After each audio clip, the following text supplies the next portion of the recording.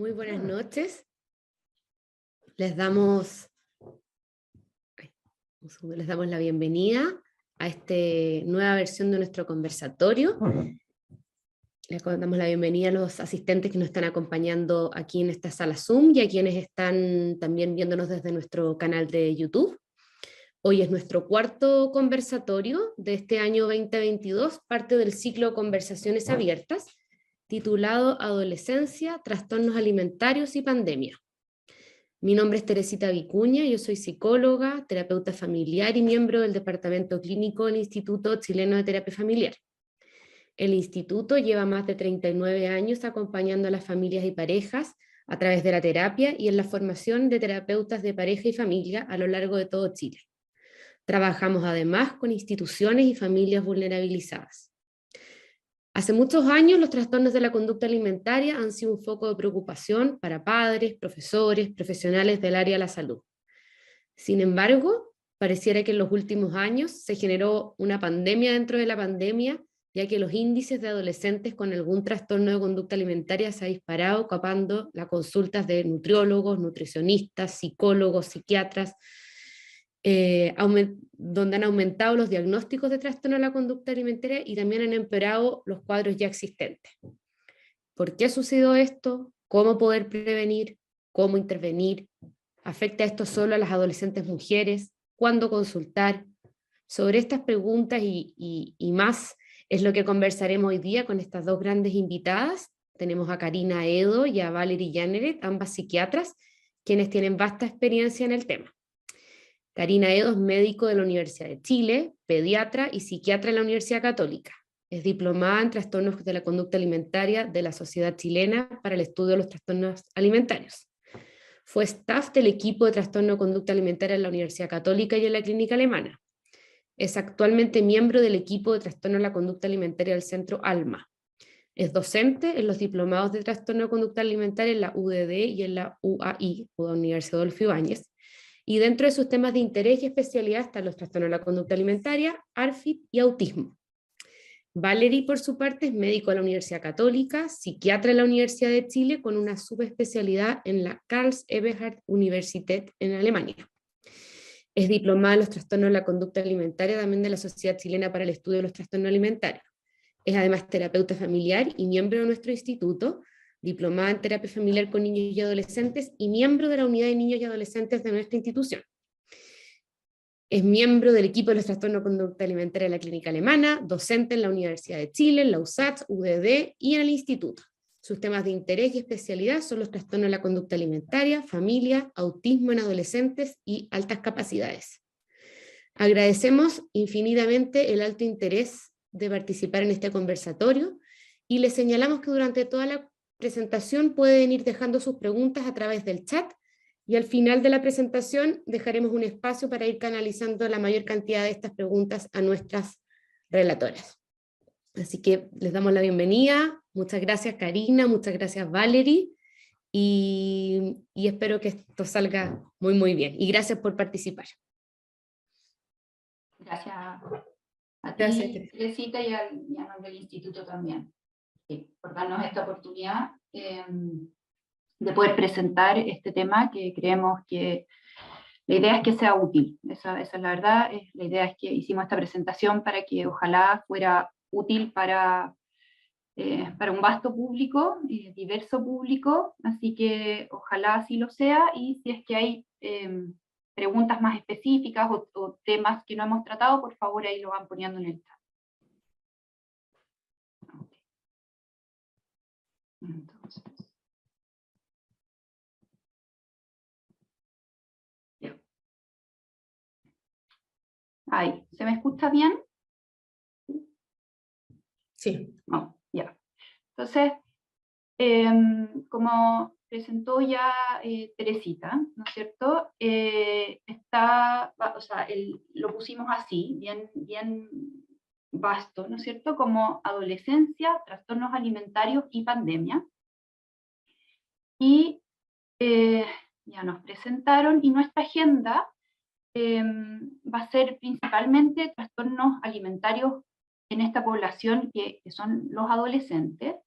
Ver también qué ha pasado en este tiempo de la pandemia, algunas intervenciones familiares, en el fondo que todos podemos hacer y cómo la familia puede intervenir. Y algo importante para nosotros en esta presentación es poder transmitir la importancia de la detección precoz y de la prevención. Entonces, en la introducción, yo creo que varios de los que nos están escuchando son padres y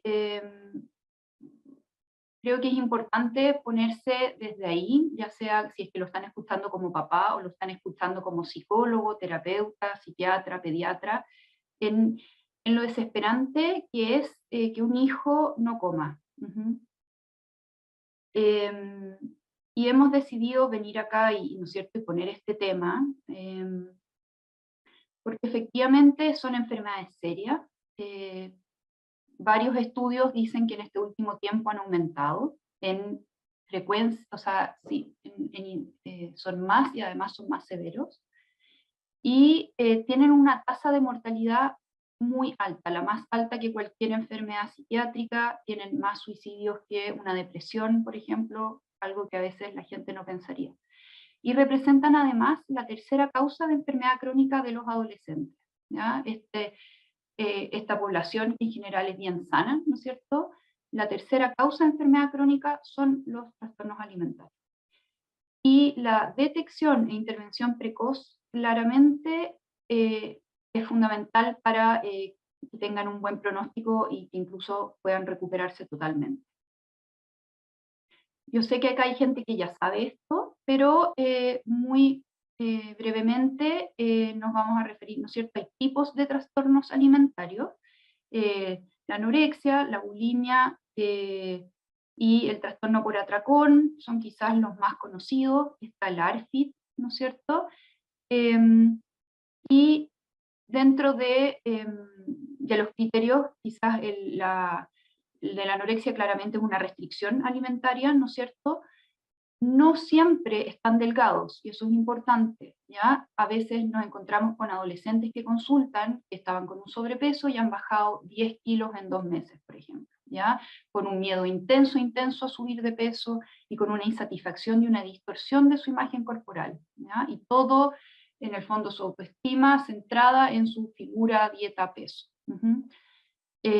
Bulimia, que son estos atracones, que es gran cantidad de alimento en un tiempo muy cortito y con la sensación de pérdida de control. ¿Ya? Y además hay conductas compensatorias, que las más conocidas es el vómito, pero puede ser ayuno, largos ayunos, puede ser ejercicio compensatorio, laxantes, diuréticos. Y trastorno por atracón es parecido a la bulimia, se suele dar en jóvenes un poquito más grandes, un poquito también más en hombres, y es ingesta compulsiva recurrente y sin conducta compensatoria, por lo que muchas veces lleva a sobrepeso y obesidad. Se cree que un 30% de la gente con una obesidad tiene un trastorno por atracón. Y los ARFID son estos, TERIA también se les dice en castellano, que es el trastorno de evitación y restricción de la ingesta de alimentos. Antes se creía que era solo en niños, se sabe que es a cualquier edad, y lleva a una pérdida de peso significativa, a una deficiencia nutricional, ¿de acuerdo? Y ahí hay tres tipos, tres grandes tipos, bien distintos unos de otros, y a veces hay superposición. Y pica, rumiación, la verdad es que no vamos a hablar, son claramente menos frecuentes y el abordaje también es distinto. De prevalencia, quizás centrarme en que el 6% de la población mundial podría llegar a desarrollar un trastorno alimentario. ¿Ya? Aquí puse esto, que son los trastornos alimentarios a lo largo del desarrollo. No siempre se ve así, pero uno en la clínica efectivamente ve un poquito algunas edades que son más típicas de aparición. ¿Ya? Estos pick eater son los niños que son muy selectivos, como lo que típico uno dice, como el niño mañoso, y se ve más en preescolares.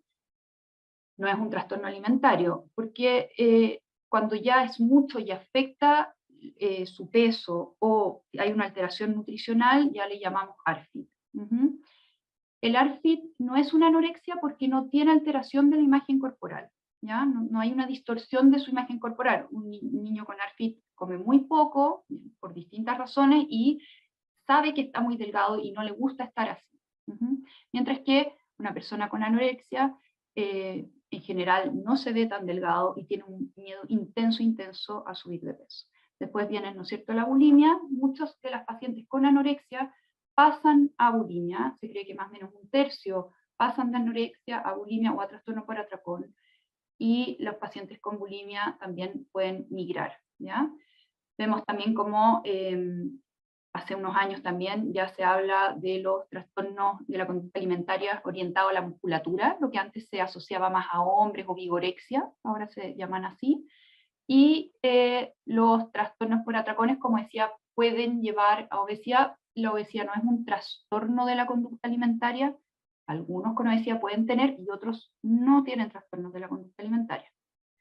Entonces, es importante que, a pesar de que tienen criterios muy distintos quizás unos de otros, se ve, y nosotros como clínicos vemos, cómo una misma persona puede pasar, como les decía, de un trastorno de la conducta alimentaria a otra, y es porque finalmente la psicopatología, lo que hay detrás, muchas veces es lo mismo, ¿ya? Entonces vemos una sobreevaluación del peso, el perfeccionismo, ¿no es cierto?, y cómo el tratar de tener el control, por un lado, puede llevarlos a conductas restrictivas. Las dietas y la conducta restrictiva lleva generalmente a atracones, ¿no es cierto? Los atracones pueden tener conductas compensatorias, y además los atracones también pueden estar gatillados por eventos en el fondo sociales, o sea, en el fondo algo emocional. Bueno, y esta explicación, si uno se va para un lado o a otro del cuadro, finalmente explica todos los trastornos de la conducta alimentaria. Entonces, queríamos hablarles primero del adolescente, ¿ya? Este periodo que es bien, cada vez más largo, de que un niño pasa a un adulto, y hay cambios, bastantes cambios, bien acelerados y en diversas áreas. Y no sé si se acuerdan ustedes de esa época, pero en verdad es una etapa intensa. Entonces hay cambios biológicos, ¿no es cierto? Hay cambios sociales, o sea, psicológicos y sociales. Y todo esto, como digo, al mismo tiempo, ¿ya? De lo biológico, esto es un resumen, ahí hay literatura abajo que pueden ver, pero hay un crecimiento bien acelerado, ¿no es cierto? Esto como que de repente hasta se tropiezan porque como que crecieron muy rápido, esto de que empiezan a tener formas de mujer o hombre, en general no les gusta mucho, y claramente las hormonas sexuales empiezan a tener pulsos distintos y tienen que lidiar con esto de ser fértiles, todo el periodo esto de calcificación de los huesos, y en el cerebro pasan muchas cosas, ¿ya? A nivel de sustancia blanca y sustancia gris, no me voy a detallar, bueno, o sea, pero el cerebro se pone más sensible al estrés, ¿ya? Hay todo esto que se llama además la poda sináptica, lo que lo hace mucho más vulnerable a las noxas, como las drogas, por ejemplo, y hay un desfase importante entre los circuitos límbicos y el lóbulo frontal y prefrontal.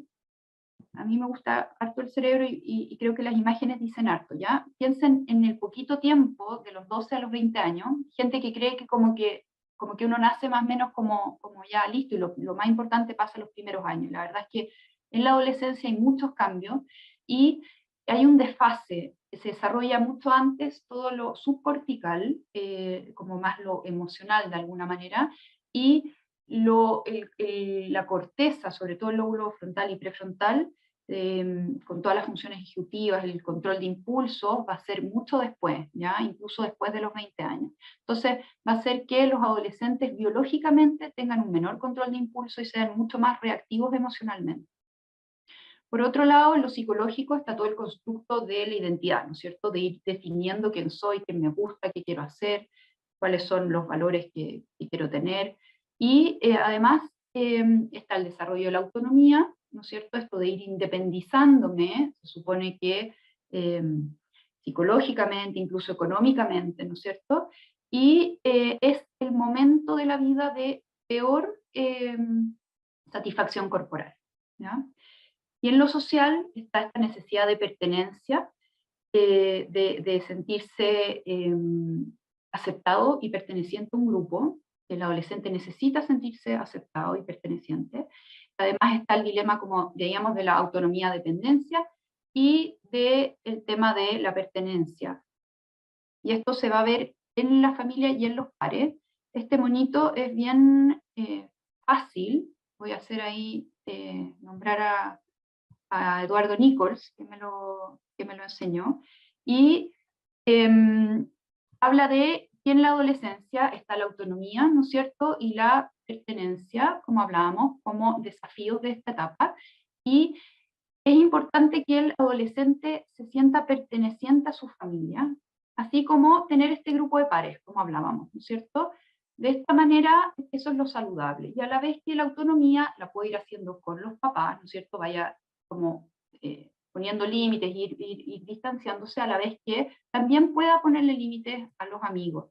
Si eso no pasa, en el fondo, si hay problemas acá en la familia y no se siente perteneciente a este núcleo, todo el sentido, esta necesidad de sentirte perteneciente lo va a hacer con los amigos, y por lo mismo va a poner solamente los límites en la familia, en el fondo, y no va a poder, o va a ser mucho más difícil que pueda poner límites ahí. Y esto lo pone mucho más expuesto, ¿no es cierto? Lo deja mucho más expuesto a todo. Dentro de ello, obviamente, a la presión social también, y lo deja mucho más vulnerable también a tener un trastorno en la conducta alimentaria. Entonces, si es que ya viendo el tema de trastornos de la conducta alimentaria, teniendo en este contexto, ¿no es cierto?, en este adolescente, en todo lo que está pasando, hay riesgos, ¿no es cierto? Desde lo biológico, cuando hay un trastorno en la conducta alimentaria, afecta claramente la velocidad de crecimiento, no siempre la podemos recuperar después. Hay muchas veces osteopenia y si ya es más osteoporosis, ¿ya? Empiezan a tener mucho más riesgo, empiezan a tener huesos más como de viejito de alguna manera, aumenta su riesgo de fractura para siempre. Nos encontramos con afectación de órganos importantes y vitales, ¿ya? No es raro que nuestros pacientes llegan caminando y hacemos un examen del corazón y vemos alteraciones ya sea en el ritmo y también en las paredes del corazón se adelgazan, ¿ya? Y derrame pericárdico. Chiquillos que, como digo, no se ven mal, podrían pasar desapercibidos. Obviamente también hay alteración de electrolitos, insuficiencia renal y daño hepático. Y esto es importante mencionarlo, también hay alteraciones de las funciones ejecutivas, principalmente hay menos concentración, a veces no lo notan, pero es importante porque a veces es lo único que les importa, ¿ya? Que les empiece a ir peor en el colegio. O a veces se ponen muy, muy, muy obsesivos, algunos dicen, oye, los mamás a veces dicen, estoy feliz porque ha ordenado todo, ¿ya? Pero se ponen muy, muy, muy obsesivos, muy fijados en los detalles y les cuesta mucho más tener una mirada más amplia, ¿ya? Y más flexible. Obviamente los niveles de hormona afectan el desarrollo de los circuitos neurobiológicos y hay más riesgo de depresión, mucho más riesgo de suicidio también. También se ve afectada la fertilidad cuando hay alteraciones en la alimentación, y después de 3 años, y por eso nosotros somos siempre bien enfáticos y como que andamos siempre, somos bien exigentes en que avancemos en el tratamiento, porque hay estudios al año que ya hay cambios, pero sobre todo a los 3 años ya sabemos como psiquiatras que va a haber un cambio y que va a ser mucho más fácil que ese o esa paciente termine como un enfermo crónico y como un adulto finalmente con un trastorno alimentario. Desde lo psicológico hay un estancamiento claro en el desarrollo psicológico, ¿no es cierto? Llegan estos muchachos o muchachas como de 12, parecen de 12 y tienen a veces 16, parecen niños, muchos con miedo a crecer, se afecta el proceso de individuación, ¿no es cierto? Y de autonomía, y hay un desarrollo, como hablábamos, que está en proceso el desarrollo de la identidad. Mientras más pase un adolescente con este trastorno, a veces quedan como pegados con esto y finalmente cuesta, ellos no te saben decir quiénes son si es que no tienen la enfermedad. Obviamente hay una dificultad también en establecer relaciones íntimas, entonces no solamente sexuales, sino que de tener pololo o de tener una amistad, una complicidad, y hay más ansiedad, sentimientos de soledad, como hablábamos, el pensamiento obsesivo rígido. Y desde lo social se entiende, ¿no es cierto?, de todo lo que hemos hablado, que quedan mucho más expuestos y más vulnerables en esta etapa a los estereotipos de belleza, al refuerzo social. Oye, bajaste de peso, mira qué bien, te ves perfecto, o hay que verse de esta manera. Está todo el tema como del contagio, ¿no es cierto? Y respecto a las redes sociales, ya que habían preguntas de eso en las preguntas que nos mandaron, efectivamente ha sido un tema este tiempo. Este es un estudio chileno de la población, en el fondo, de todo el rango etario, y ve cómo ha claramente cambiado lo que ven los chilenos, ¿no es cierto? Aquí es como qué medios usan para informarse, pero se ve que hay muchísimo más uso de redes sociales, y principalmente, a ver, ahí no, pero principalmente en la generación Z, que en el fondo son los jóvenes, ¿no es cierto?, como de 13 a 24, el uso de Instagram es muy, muy grande. El 86% de ellos, de los chilenos, de ese rango, dicen que al menos 4 días usa Instagram, y el 75, no me acuerdo si era 73 o 75, lo ve al menos 4 días, o sea, perdón, por lo menos el 75 lo ve todos los días, ¿ya? Todos los días expuestos a fotos, a imágenes. Es un estudio bien bonito, por eso lo pusimos, que hicieron los argentinos en pandemia, ¿ya? Y lo hicieron a mujeres, y ven cómo durante el aislamiento social se duplicaron las horas de Instagram de 2 a 4 horas al día. El 68% de las mujeres, antes de publicar una foto, la editaba, ¿ya? Y esto también pasa con nuestros adolescentes. Después de estar en pantalla, después de ver publicaciones, se sentía el 86% mal después, y el 55% de las mujeres incluso pensó en hacerse alguna intervención menor, ya sea de estética, ¿ya? En el fondo menor, y vemos a veces adolescentes de 15 años que los papás les regalan, no tengo idea, labios, o que se operan la nariz, o que andan pensando ponerse como pechugas, etcétera, ¿ya? Y 8 de cada 10 mujeres se sienten insatisfechas con su imagen corporal, ¿ya? Pensando en que la adolescencia es el periodo de mayor insatisfacción corporal, ¿ya? Entonces, sabemos que la insatisfacción corporal, esto que vemos acá en este círculo más grande, es uno de los factores de riesgo más grande para tener un trastorno en la conducta alimentaria, ¿ya? Entonces, esta presión que tenemos social y esta idealización de la delgadez nos lleva a una insatisfacción corporal. Y hay varios estudios que han publicado que efectivamente la utilización de redes sociales está asociada al incremento de riesgo de desarrollar un trastorno de la conducta alimentaria. Ya. Ahora, vale. Sí, gracias Valerie. Ahora continúo yo. Bueno, voy a hablar qué pasó en los trastornos de conducta alimentaria durante la pandemia.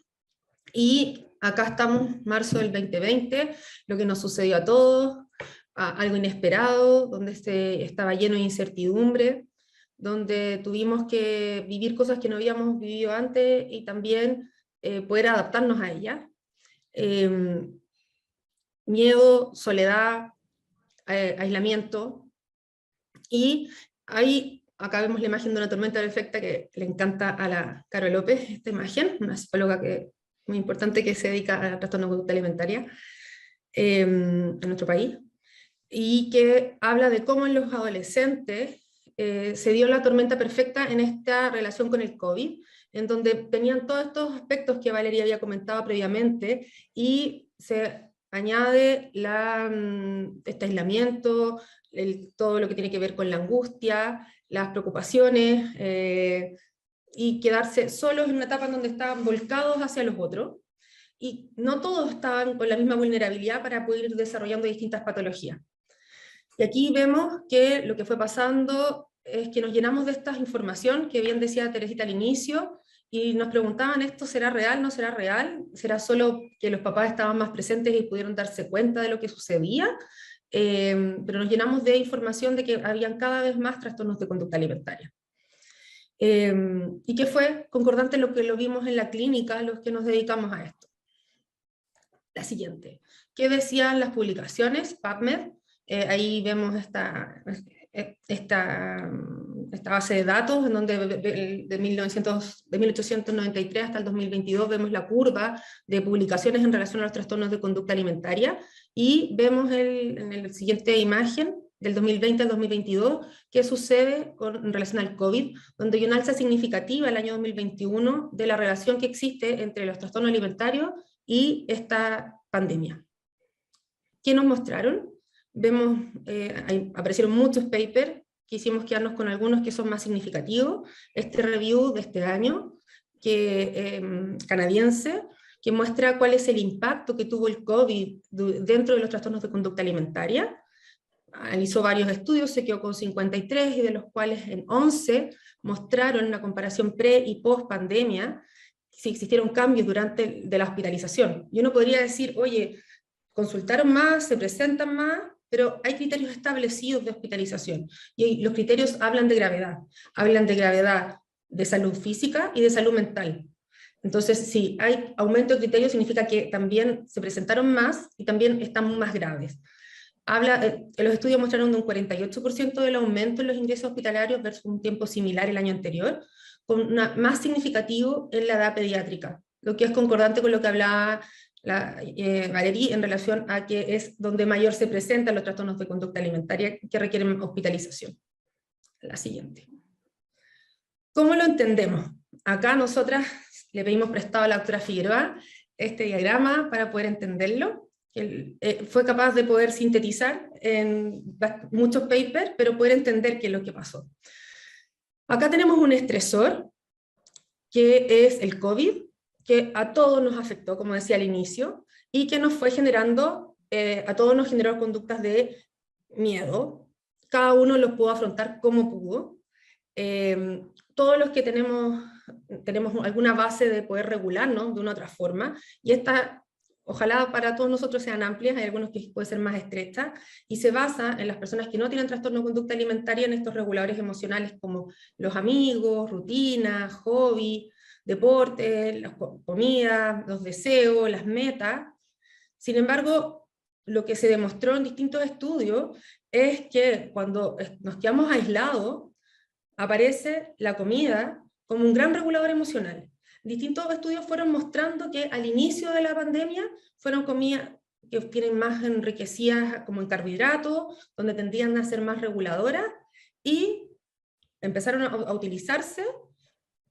Después de eso se crea este miedo corporal, la insatisfacción, lo que habíamos visto con la Valerie, que es el gatillante de los trastornos de conducta alimentaria. Entonces, cómo esta insatisfacción en relación a la comida aparece como un primer síntoma.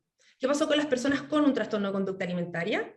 Vimos que tienen pocos reguladores emocionales, y uno de ellos es la comida, y que aparece con el control. Y ahí aparecemos una restricción de la ingesta alimentaria, donde hay un sobrecontrol, ya vamos a la patología más, una anorexia. Y por otro lado, cuando hay más impulso, vamos viendo un comer emocional, ¿va? En la línea de la bulimia y el atracón. Entonces, esta sería una forma de entenderlo. ¿Y qué pasó? De estas personas que no tenían un trastorno de conducta alimentaria, aparecen estos síntomas alimentarios y que pueden configurarse en generar un trastorno de conducta alimentaria. La siguiente. Eso sería como a nivel individual, pero si lo pudiéramos entender como a nivel global, lo que nos vimos, un aumento de factores de riesgo para generar trastorno de conducta alimentaria y síntomas. Exposición a medios de comunicación.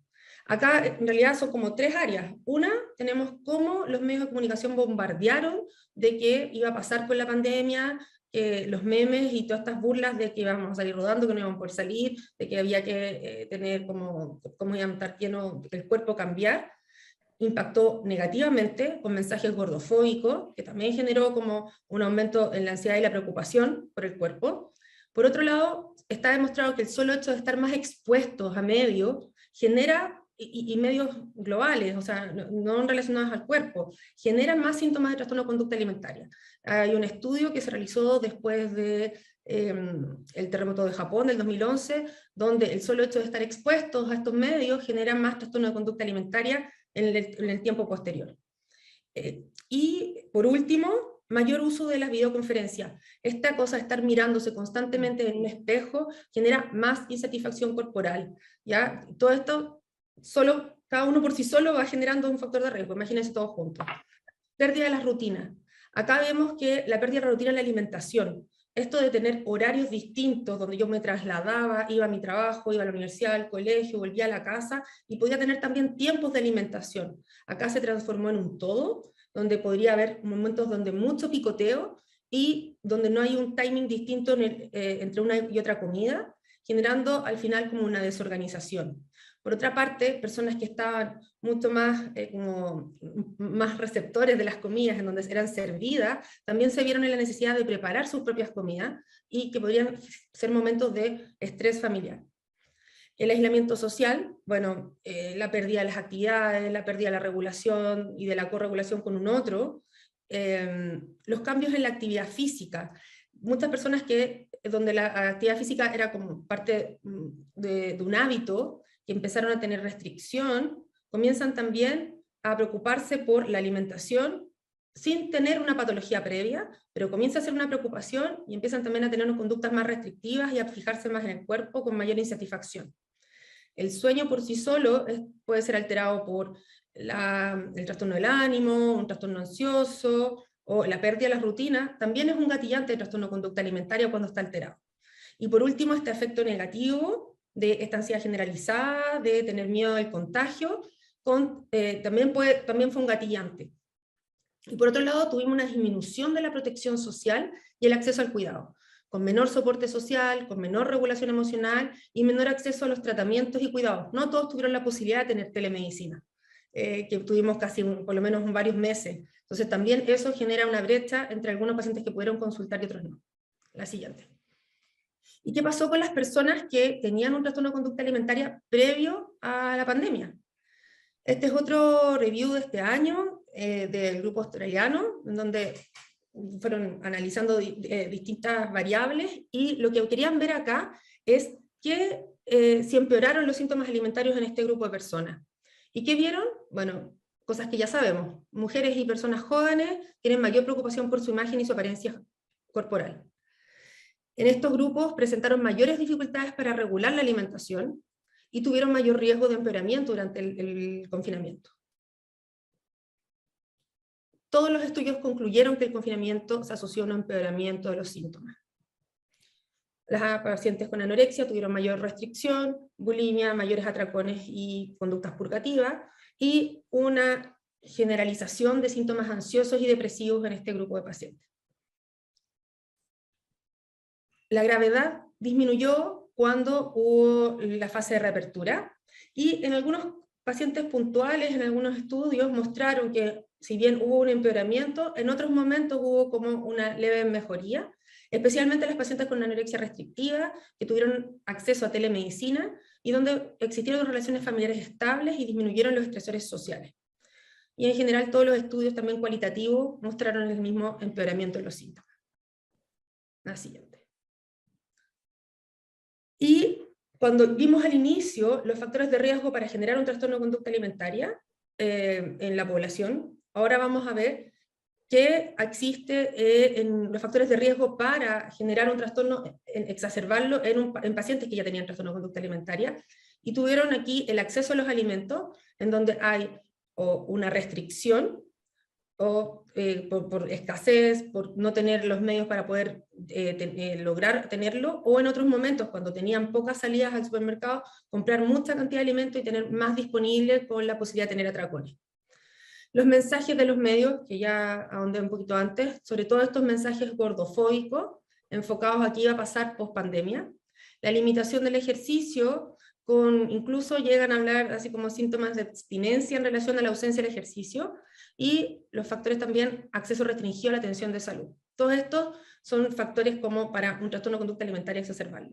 Y por otro lado, cosas que se vieron generalizadas en todo, eventos estresantes, una ansiedad generalizada, aislamiento y disminución del apoyo social, más posibilidades de trauma intrafamiliar, situaciones como de vivencia de violencia, y estas expectativas perfeccionistas y autoexigencia, que son un rasgo de los pacientes que cursan con trastorno de conducta alimentaria, y que se normalizó en que teníamos que estar como hacer todo bien y hacer todo perfecto durante este tiempo porque teníamos mucho tiempo libre. También era una nueva exigencia. Ok. A ver, aquí la idea es poder hablar cómo la familia puede intervenir, ¿no es cierto? Y para eso creo que lo primero que tenemos que pensar es que comida y familia están ligados desde el principio, ¿no es cierto? Desde que nacemos, asociamos la comida, ¿no es cierto? La leche, ya sea materna o de una mamadera, con, es como con calentito, con cuidado, con tensión, y eso a lo largo del desarrollo también se va pudiendo expresar el tema de la autonomía, ¿no es cierto? Esto como yo como solito, o eso no me gusta. Entonces, la comida tiene siempre un significado de lo vincular, de lo emocional, es como qué dejo entrar a mi mundo, qué quiero que salga, ¿ya? Y es un regulador emocional importante, ¿no es cierto? Y además es algo que también involucra lo social. Nos juntamos a celebrar algo y pedimos algo rico, y muchas veces comemos solamente porque el otro lo hizo, o se usa como un premio. Entonces, desde ahí, voy a hablar como efectivamente claro, hay muchos autores realmente, y estos quizás son algunos de los que más nos gustan, pero hay muchos, y el tema de la familia y terapia familiar en trastornos alimentarios lleva muchos años, ¿no es cierto? Hay mucha evidencia al respecto, ya desde los 70, con Minujín, ¿no es cierto? Y ahí está Stalin, y probablemente ustedes vean varias gente conocida. Siempre pongo acá a los chilenos, que ahí Eduardo Carrasco, y hay gente de diversas partes del mundo, y lo que quiero un poco sintetizar, porque cada uno de estos tienen siglas y tienen libros y tienen terapias con nombres propios, pero lo general es que en todas las guías clínicas de todos los países, ahí por ejemplo vemos un paper que pone la guía australiana, la guía de Dinamarca, la guía francesa, la guía, ya, distintas guías, todas, si es que vemos acá la parte de niños y adolescentes, en todas se pone que para el tratamiento tiene que involucrarse a un cuidador o a los padres, ¿ya? Y en algunas también promocionan directamente la terapia familiar, ¿ya? Vamos a ver por qué. Ahora, porque aquí probablemente hay mucha gente que dice, pucha, pero yo no soy terapeuta familiar, y menos terapeuta familiar experto en trastornos alimentarios, ¿no es cierto? Y a muchos efectivamente ahora les llegan trastornos alimentarios y no saben, ya no hay dónde derivar, etc. Bueno, acá, por eso puse, estas son intervenciones, estas 5 intervenciones son intervenciones con evidencia, que vemos que se repiten en varias de las terapias, y son intervenciones que podemos hacer sin ser un especialista, ¿de acuerdo? La primera, que siempre sale, pero es psicoeducación, y psicoeducación no es como decir que es un trastorno alimentario, no, tiene que ver con lo que pasa a nivel biológico, lo que pasa a nivel cerebral, qué pasa cuando un cerebro recibe menos alimento, cómo se pone, por eso mismo, solamente por recibir menos alimentos, se pone más rígido, más obsesivo, más aislado, como es un circuito negativo en el fondo. ¿Qué pasa con el tratamiento? Eso tenemos que poder explicarlo. ¿Qué pasa con el pronóstico? Porque es importante realimentar, ¿ya? Abordar las creencias, y sobre todo ahí dentro de las creencias desculpabilizar, ¿ya? Porque las investigaciones, cuando relacionaron trastorno alimentario con familia, al principio no sé si se acuerdan, pero hablaban de la familia psicosomática, ¿no es cierto? Como que la familia finalmente y los tipos de relaciones podían desencadenar estos trastornos alimentarios. Y entonces es muy importante desculpabilizar tanto al paciente como a su familia, a sus padres. Los papás llegan muy cansados, como con, se sienten desmoralizados, no les ha resultado poder alimentar o controlar el alimento de sus hijos, algo como que pudiera ser como natural, ¿no es cierto?, como parte de su función. Aquí hay algunas intervenciones más desde lo narrativo, como externalizar el problema, que pueden ayudar en algunas partes del tratamiento. Y la idea es como que todos juntos puedan pelear contra este trastorno alimentario, ¿de acuerdo? Otra intervención es empoderar a los papás. Muchas de estas, como les digo, estas terapias específicas hablan de que los papás son los expertos en sus hijos. Uno puede ser el experto en trastorno alimentario, pero, y es importante decírselo, ustedes alimentaron bien a todo el resto de sus hijos, o lo alimentaron bien todo este tiempo, en el fondo tienen la capacidad de hacerlo, ¿de acuerdo? Trabajar la alianza parental, aunque sean padres separados, es importante trabajarla, aumentar la sensación de autoeficacia, esto de que ellos pueden, ellos lo logran, y dar herramientas específicas. Bajar el criticismo. Esto, a ver, aquí hay gente que ha metido mucho dinero y mucha investigación, y por ejemplo el FBT, que es una de las terapias que está ahí, ellos observaron que uno de los factores era el criticismo, y que las familias que tenían 2 comentarios críticos en una sesión tenían mucho peor pronóstico, en el sentido de que el chiquillo subía más lento de peso, ¿ya? Entonces, efectivamente, bajar el criticismo en la familia, la hostilidad o el sobreinvolucramiento, en otras terapias se habla de expresión emocional, solamente eso ayuda a que ese adolescente ande mejor, ¿ya? Y por último, en todas las terapias, esto es más de la tercera ola, y en muchas terapias en el fondo, y tiene sentido, es cuidar al que cuida, ¿no es cierto? Mucho más importante que nosotros seamos la superestrella profesional, es que los papás, que van a pasar mucho más tiempo con ese adolescente, puedan hacerlo. Entonces, que puedan descansar, que puedan ver si es que tienen, si están deprimidos, si están ansiosos, y preocuparnos de ellos, ¿ya? Del estigma, de la vergüenza que les da contar, se aíslan en general, ya no van a las reuniones sociales, etc. Esto la doctora Edol lo va a ver con más detención después, pero lo puse así porque queda como bonito. Está la fórmula familiar, ¿no es cierto?, como de prevención.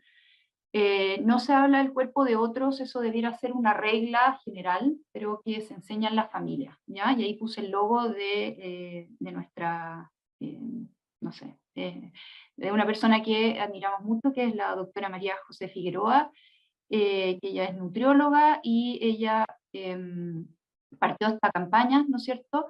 Y la idea es, no significa como, oye, no decir cosas feas del otro, significa que no hablar del cuerpo, porque eso trae insatisfacción al tiro, ¿ya? Aunque uno diga, oye, qué regia se ve no sé qué, o al tiro crea una insatisfacción, ¿ya? Pone el tema del cuerpo. Entonces, en verdad no habría por qué hablarlo, en otras culturas en verdad no se habla, ¿ya?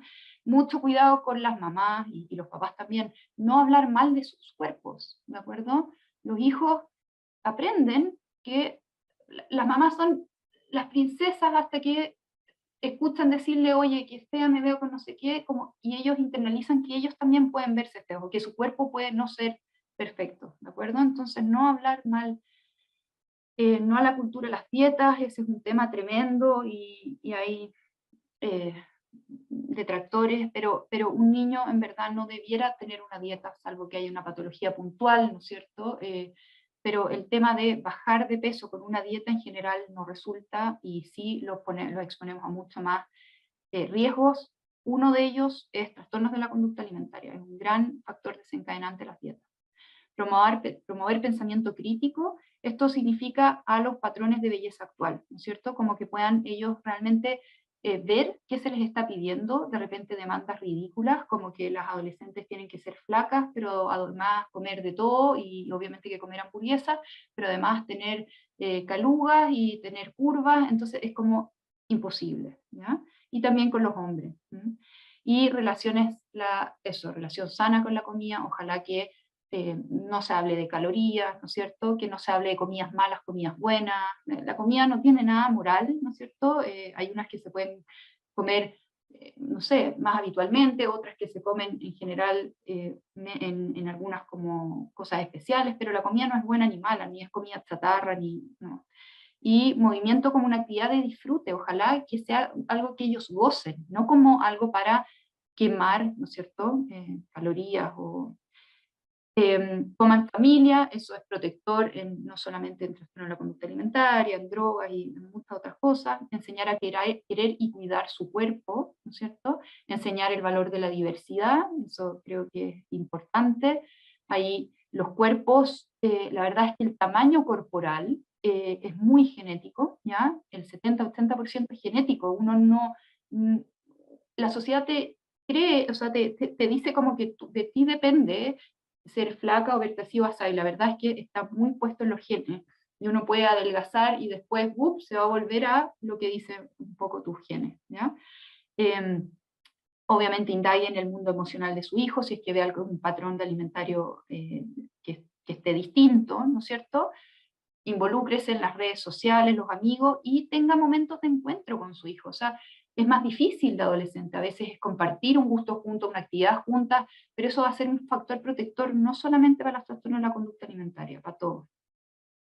Ya, ahora, esto es un poco distinto, pero no quería dejar de mencionarlo.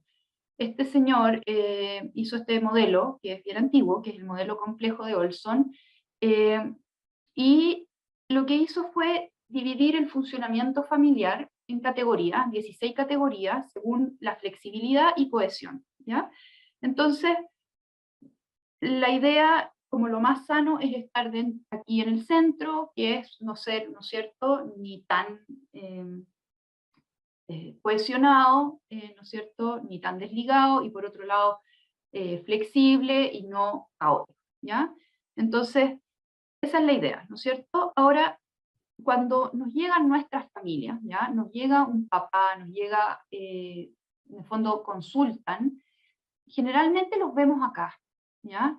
Los vemos con un funcionamiento caótico, los vemos en el fondo todos como pegoteados, enmarañados, no están claros los límites, pero es al final la crisis que están ahí, ¿ya? Y si es que esta misma familia, después uno lo sigue viendo, muchos pasan a un funcionamiento como más ordenado, siguen bien aglutinados, pero más ordenado, y después la mayoría vuelven a un funcionamiento quizás parecido al anterior, ¿ya? Entonces, nosotros lo que quiero con esta imagen es que vemos solamente un momento, vemos de este funcionamiento, ¿ya? Entonces, como la invitación es no juzgar, porque efectivamente, y hay varios autores que finalmente uno los ve como en el peor momento.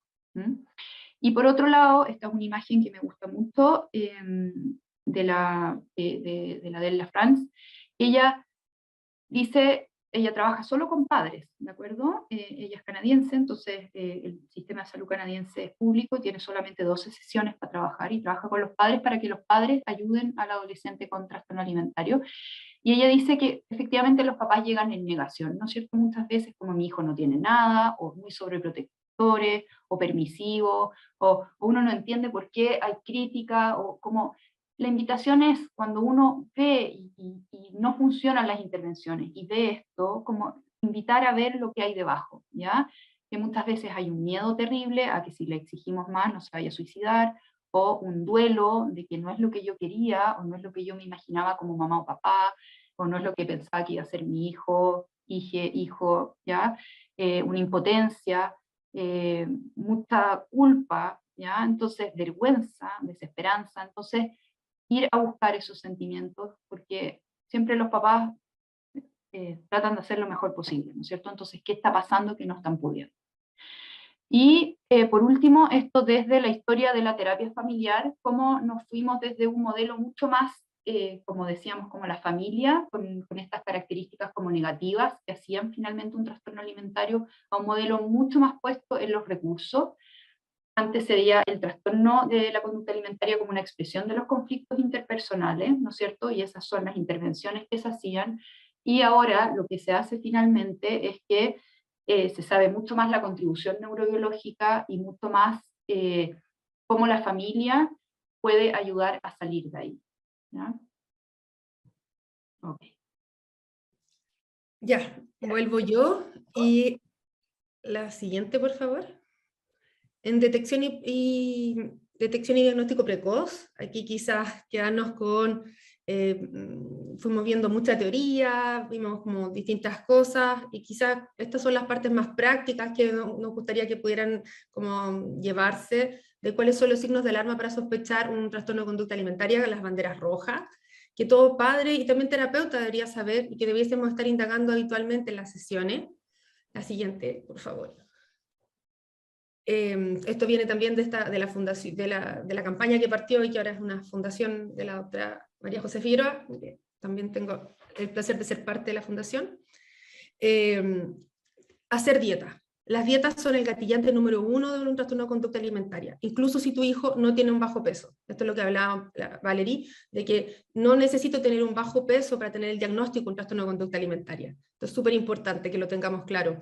Puede haber una baja y seguir en un peso que sea, entre comillas, normal. Sin embargo, la baja de peso significativa para esa persona basta para que esté en un riesgo nutricional o que pueda estar viviendo en su interior un trastorno de conducta alimentaria con una insatisfacción de la imagen corporal, controlando el cuerpo, viviéndolo.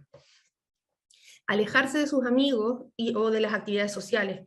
Los niños pueden evitar situaciones sociales por la vergüenza corporal o para evitar la alimentación que está disponible en ese lugar.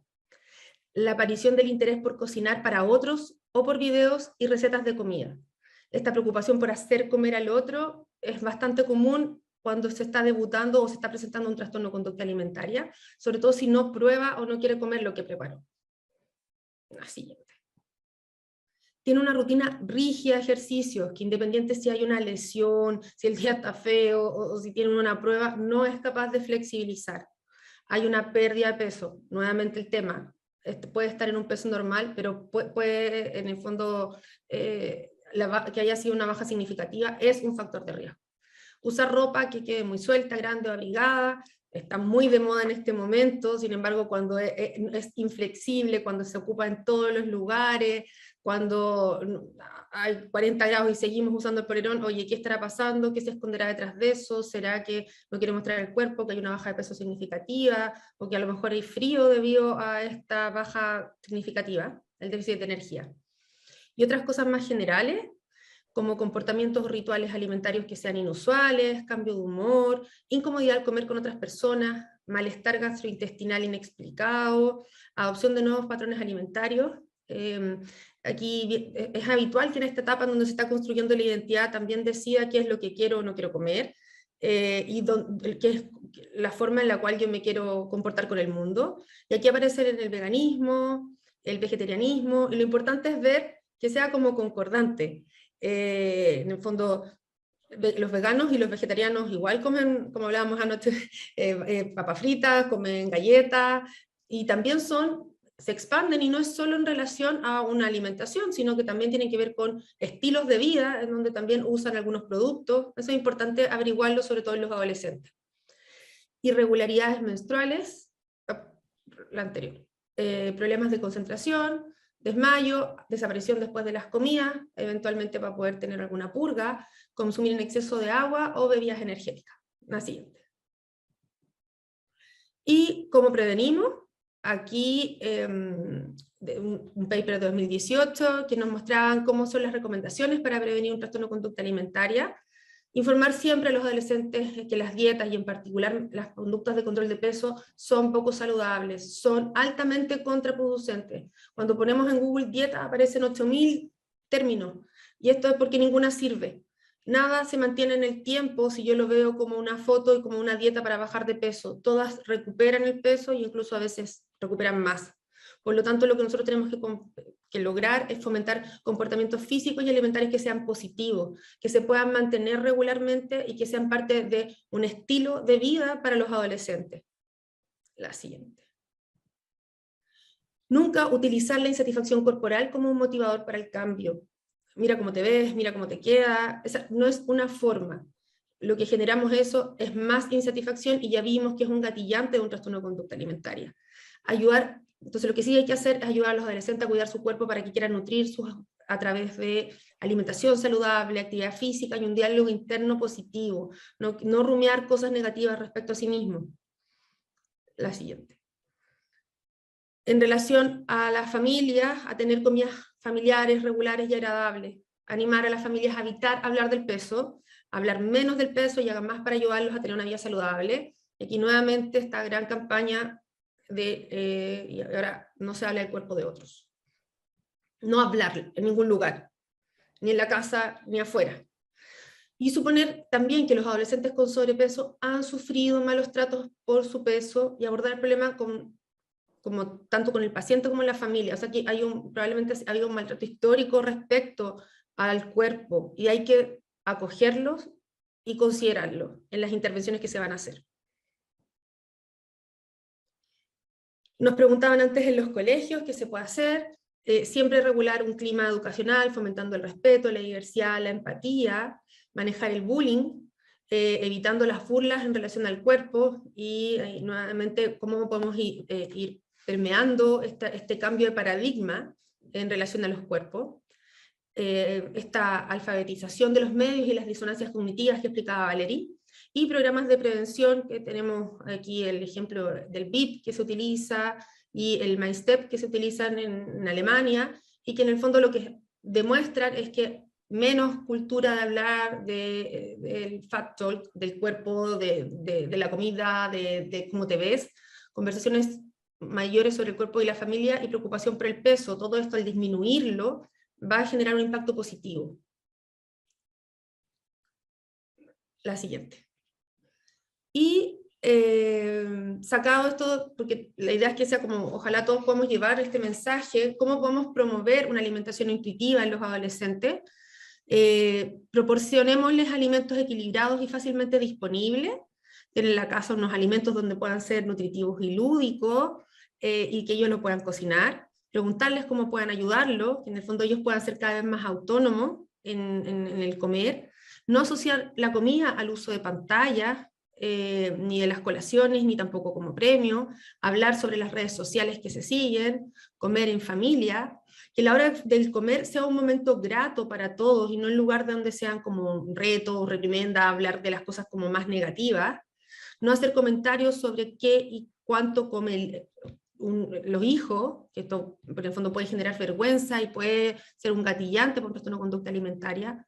Si un hijo come en exceso o en forma restrictiva, indagar qué está sucediendo en relación a eso, cómo se siente, cómo está la satisfacción, qué es lo que exprese lo que está detrás, y si la sensación de que este comer se hace evidente, consultar a especialistas que puedan colaborar en alimentación intuitiva o en trastornos alimentarios. Esto es importante. Lamentablemente esta cultura todavía no se expande a todos los profesionales de salud, entonces es importante lograr llegar a algunos que sean idóneos para evitar que sea como más daño que beneficio la consulta.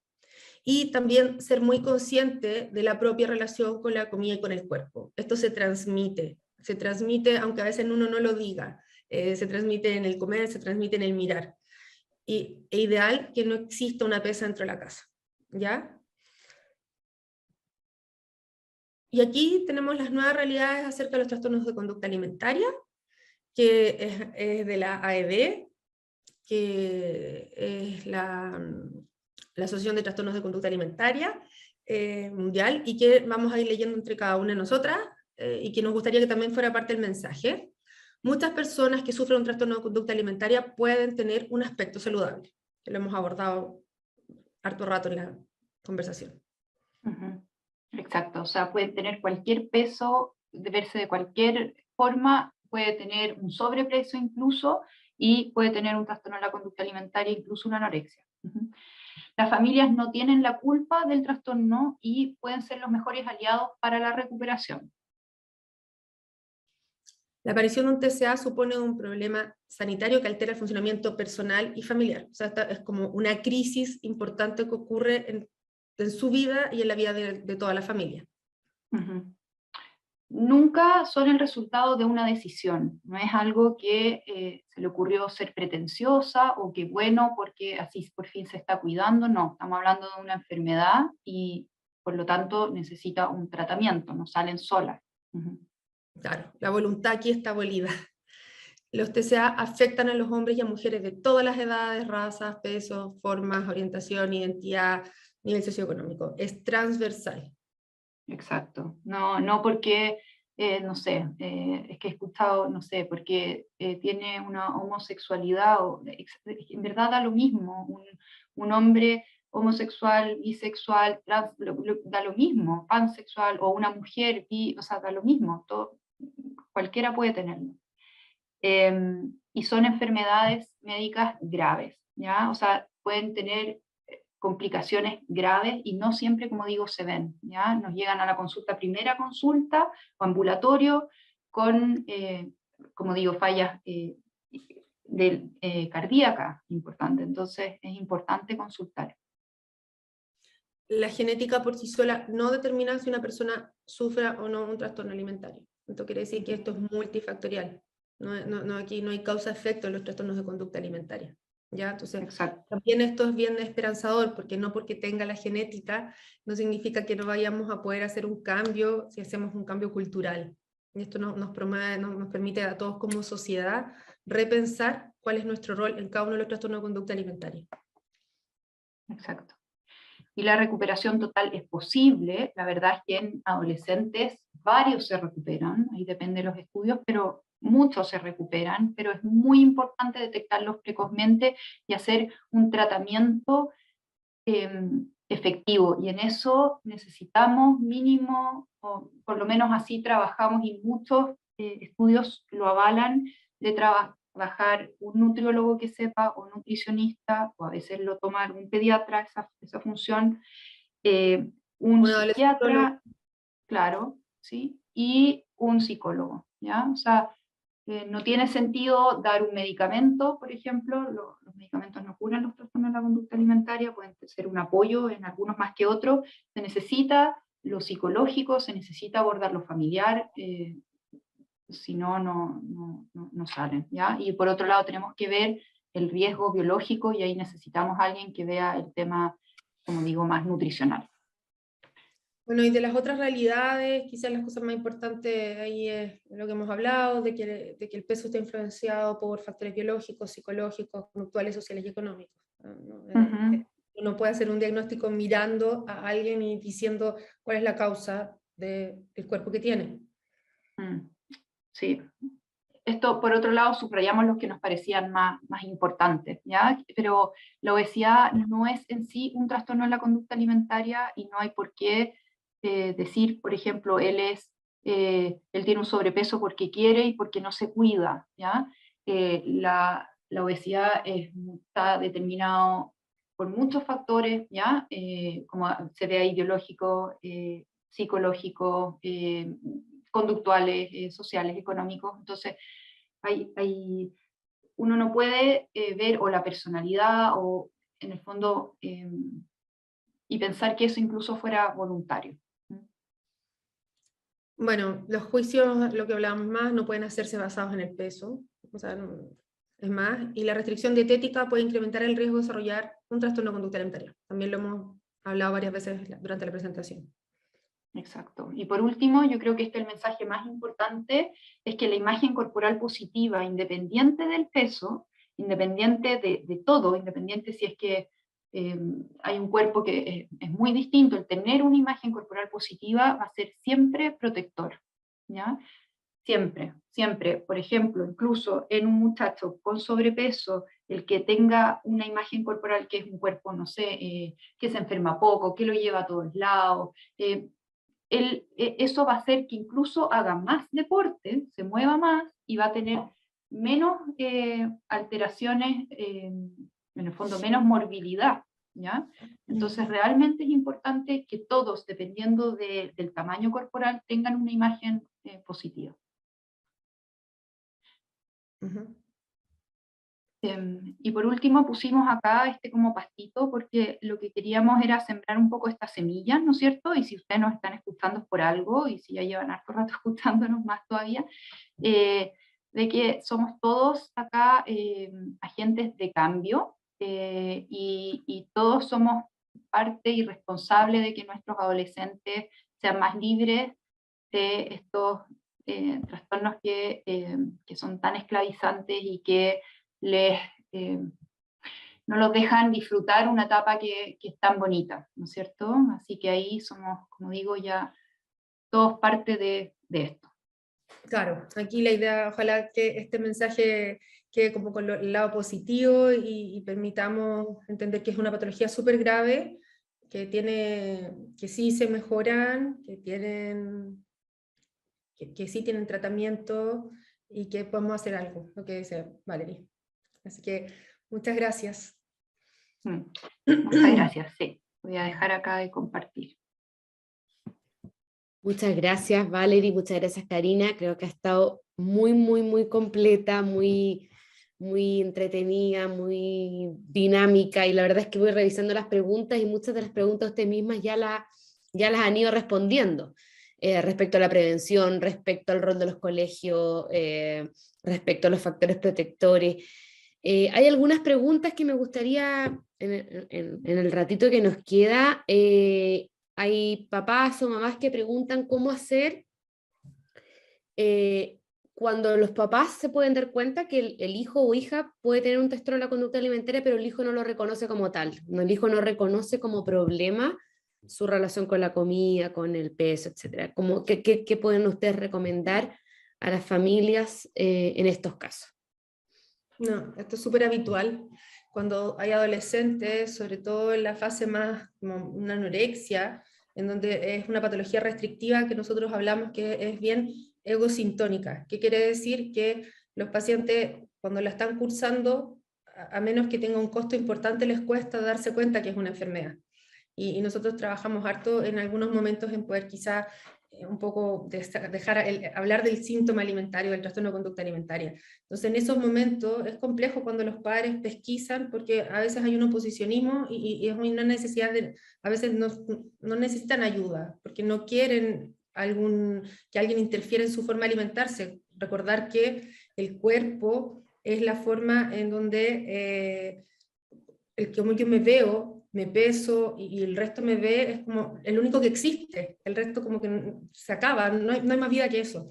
Entonces, ahí recomendamos como que tengan primero un control con un especialista más quizás en el área de la nutrición, ya sea su pediatra, su adolescentólogo, nutriólogo, ojalá especialista en trastorno de conducta alimentaria, donde los puedan ir como primero ver qué está pasando, desde el punto de vista nutricional, en paralelo mientras ellos van acercándose con sus hijos, conversando qué es lo que sucede, pudiéndose acercar un poco a su mundo, y además ir mirando cómo come, cómo se relaciona, qué es lo que ve en redes sociales, qué conversa, qué otras cosas hace, qué otras cosas no hace y de qué se priva.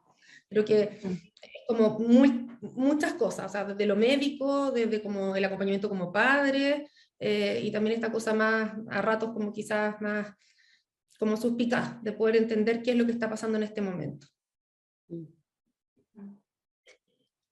Sí, solo, o sea, todo es parte de que no quieran, que no vean un problema o que no quieran tratarse o que tengan susto, ¿ya? Entonces eso, uno no espera que quieran ir, y ahí es parte de nuestro trabajo también, ¿no es cierto? Siempre trabajamos con la ambivalencia, y la ambivalencia se mantiene por mucho, mucho tiempo, y uno les enseña a vivir con esa ambivalencia. Hay una parte tuya que quiere mejorarse y otra parte tuya que le da terror, y uno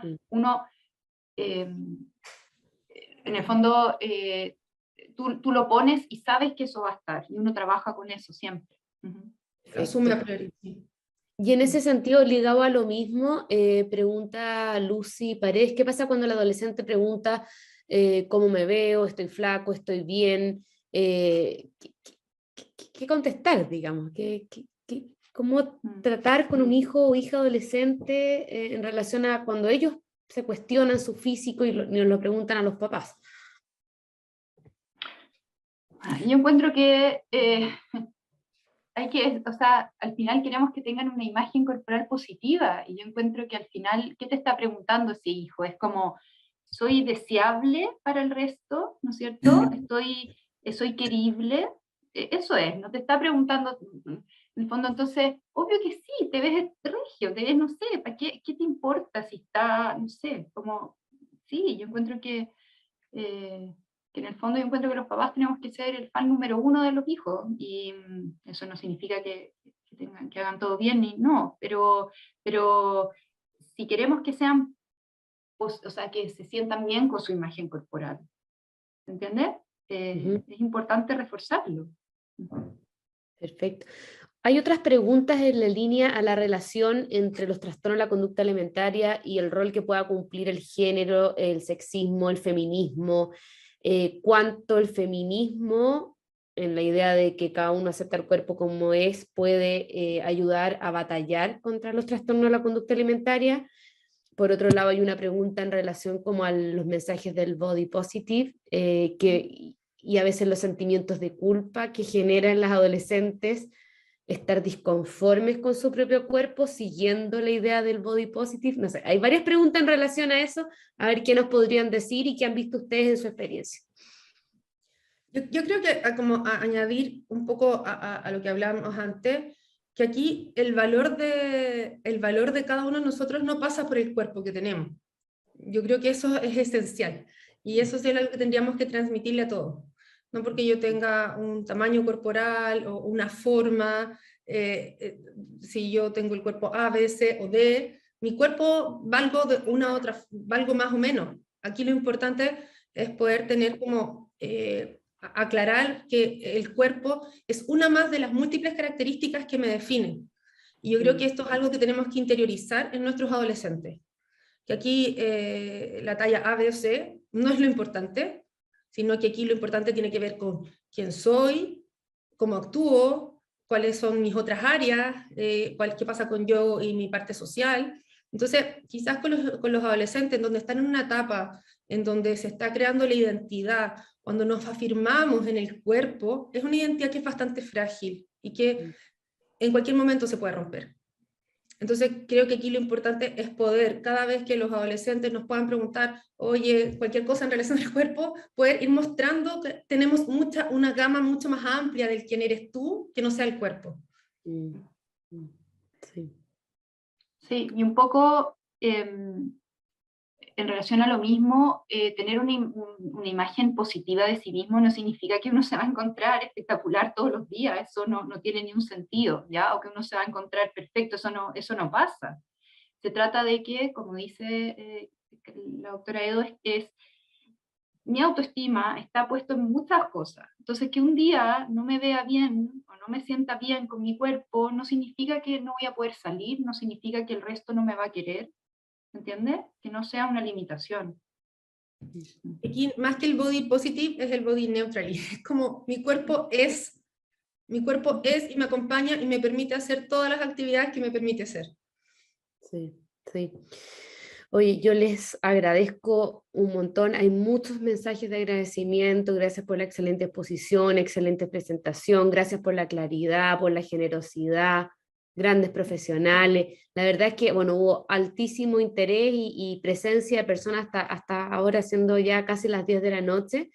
Obviamente hay preguntas que quedan sin responder, pero yo creo que digamos, yo también en lo personal muy agradecida de todo lo que lograron abarcar y entregar en un lenguaje súper cercano y claro, así que les agradezco muchísimo, vamos a ir en honor al tiempo y al descanso de nuestros cuerpos, ir terminando.